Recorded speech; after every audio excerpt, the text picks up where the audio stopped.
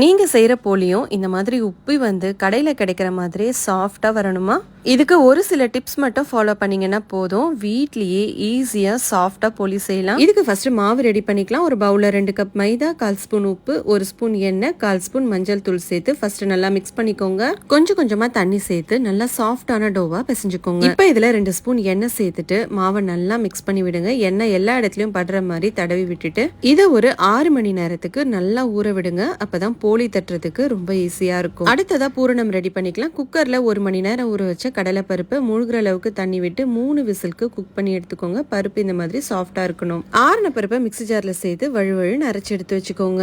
இன்னொரு பக்கம் 1/2 கப் வெல்லத்தை கொஞ்சமா தண்ணி விட்டு கரைச்சு ரெடியா எடுத்து வச்சுக்கோங்க. இப்போ பேன்ல அரைச்ச கடலை பருப்பு, கரைச்ச வெல்லத்தை வடிகட்டி சேர்த்து நல்லா கிளறிட்டே வாங்க. கொஞ்ச நேரத்துல இது நல்லா திக்காயிடும். இப்போ இதுல 1/4 ஸ்பூன் ஏலக்காய் தூள், 1 ஸ்பூன் நெய் சேர்த்து நல்லா மிக்ஸ் பண்ணுங்க. இந்த அளவுக்கு திக்கானதும் ஆஃப் பண்ணிட்டு ஆறுனதும் உருண்டை பிடிச்சு வச்சுக்கோங்க. இப்ப மாவும் சூப்பரா சாஃப்டா ஊறிடுச்சு. இன்னொரு தடவை மிக்ஸ் பண்ணிட்டு இதையும் உருண்டை பிடிச்சு எடுத்துக்கோங்க. இந்த மாதிரி பட்டர் ஷீட் இல்லைன்னா வாழை இலை யூஸ் பண்ணி ஃபர்ஸ்ட் ஒரு உருண்டையை ஸ்ப்ரெட் பண்ணிட்டு அதுக்குள்ள ஸ்டஃபிங்க வச்சுட்டு மாவால எல்லா சைடையும் சீல் பண்ணிக்கோங்க. இதை ஒரு பட்டர் ஷீட் மேல வச்சு இதுக்கு மேல ஒரு பட்டர் ஷீட் வச்சு ஜென்டிலா தட்டுங்க. தவாவை நல்லா ஹீட் பண்ணிட்டு மீடியம் ஃப்ளேம்க்கு மாத்திட்டு அதுக்கப்புறம் தட்டி வச்சிருக்கிற போலி சேர்த்து 2 சைடும் நெய் தடவி சுட்டு எடுத்தீங்கன்னா சூப்பரான போலி ரெடி. கண்டிப்பா இந்த ரெசிபி ட்ரை பண்ணுங்க. தேங்க்ஸ் ஃபார் வாட்சிங்.